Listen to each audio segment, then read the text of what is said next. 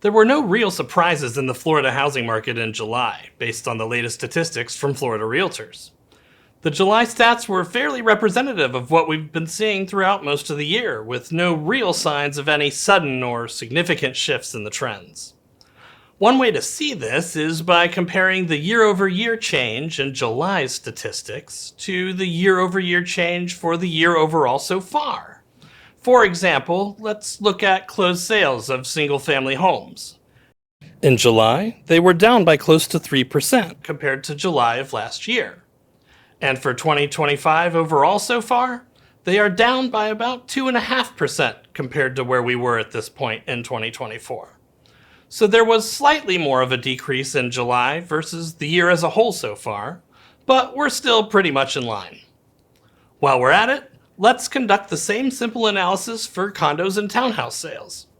In July, we observed a nearly 12% decline in closed sales in this category, so it's clear that the condo and townhouse market remains significantly weaker than the single-family market. However, July's decline was typical for this category in 2025, which is reflected by the fact that we are also down 12% for the year overall.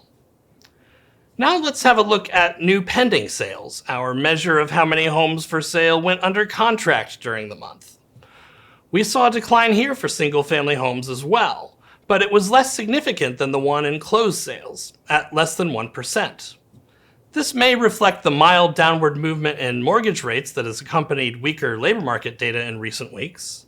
Interest rates on 30-year fixed-rate mortgages have been closer to 6.5% than 7% as of late. There is a lot of latent demand waiting for home purchases, if only affordability could improve enough.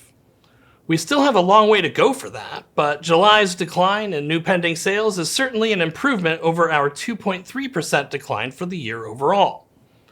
Over in the condo and townhouse category, new pending sales were down by over 6%.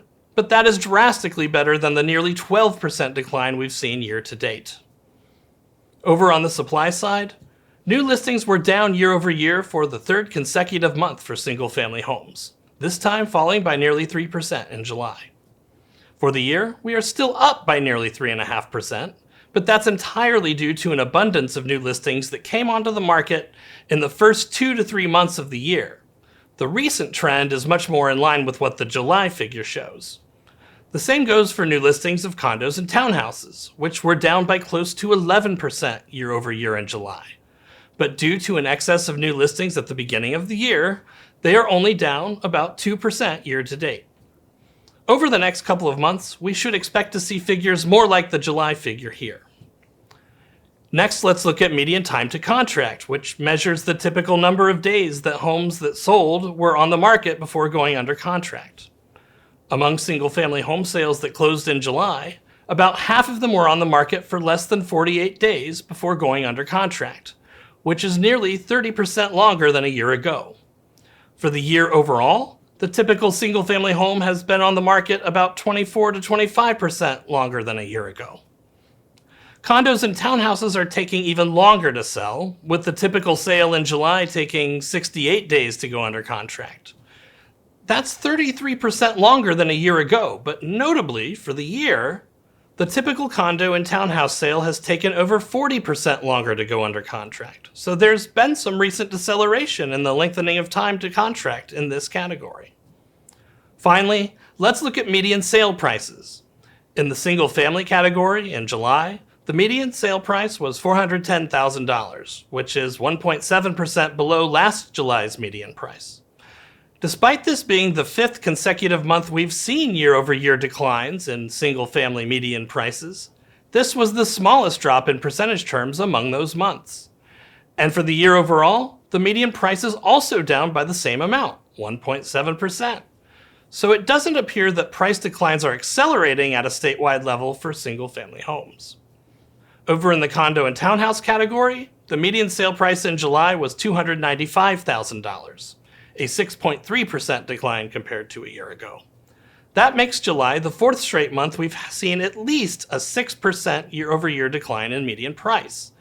But it was an improvement over June's drop of 7.7%.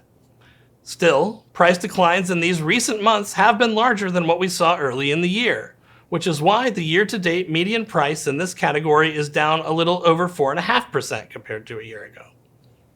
The relatively abundant amount of inventory we have in both property type categories is an indication that we still do not have enough prospective buyers relative to sellers to push prices upward.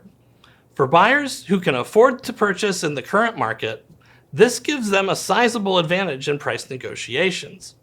This could change as prices and/or interest rates continue to come down, as a lot of sideline buyers who would love to purchase a home if only the market was a little more affordable would be unlocked and able to compete with the buyers that are already in the market.